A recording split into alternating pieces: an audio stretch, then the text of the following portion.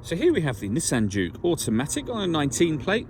I'm going to start off by showing you around the outside of the car, and then we'll hop in and run through some controls on the inside. But from the outside, you can see it's a 5-door car with alloy wheels and tinted windows. Let's start off inside the boot and then work our way around the rest of it from there. So as we approach the back of the car, you can see we have plenty of boot space, along with that 60/40 split folding rear seat should you wish to increase the space further. And then this tray section will lift and remove to give you even more space, as you can see. Okay, so we're just going to work our way back round to the front of the car, and then we'll hop in and run through some controls on the inside. But now that we've done a full circle of it, you can see it's in excellent condition the whole way round. Just briefly before we climb in, I think it's while we're seeing the interior from this exterior point of view, there's plenty to run through on the dashboard, so let's hop in and we'll do that right now. Okay, now that we're inside the car, we're going to start with the dials. On the left-hand side, we have the rev counter, and on the right-hand side, the speedometer.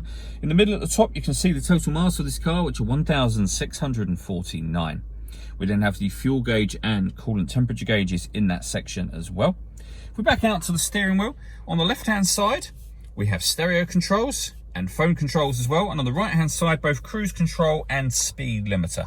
You can't use the phone controls until such time as you paired up the phone. And that is done on the touchscreen over in the center. Hit the phone icon and then follow the instructions on screen. This is all touchscreen, so follow the instructions on screen from here. If you want to listen to your own music, you can do so. You've got the radio first of all. We have FM, AM and DAB radio.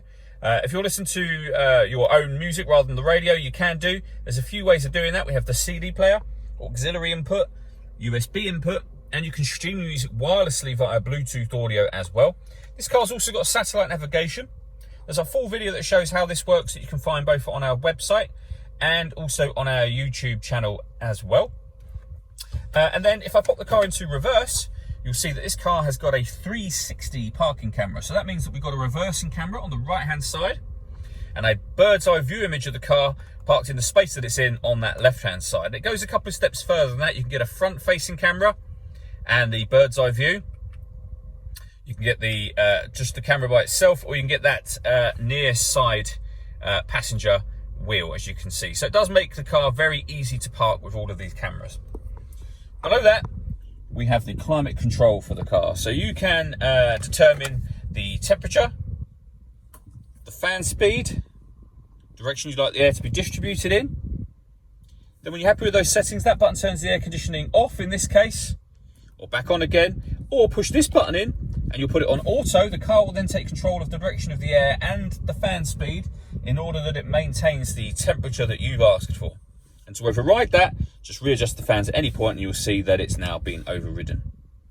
This screen also doubles up, so it's climate control at the minute, also doubles up as your driver mode screen. So press that and you can see that this is all changed. So we've got normal, sport and eco. You can put the car in any setup that you want.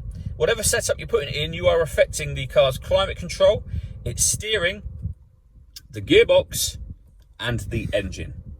Below that, we have the auxiliary and USB inputs, a 12-volt charging socket, the gear lever for the fully automatic gearbox, and then driver and passenger heated seats.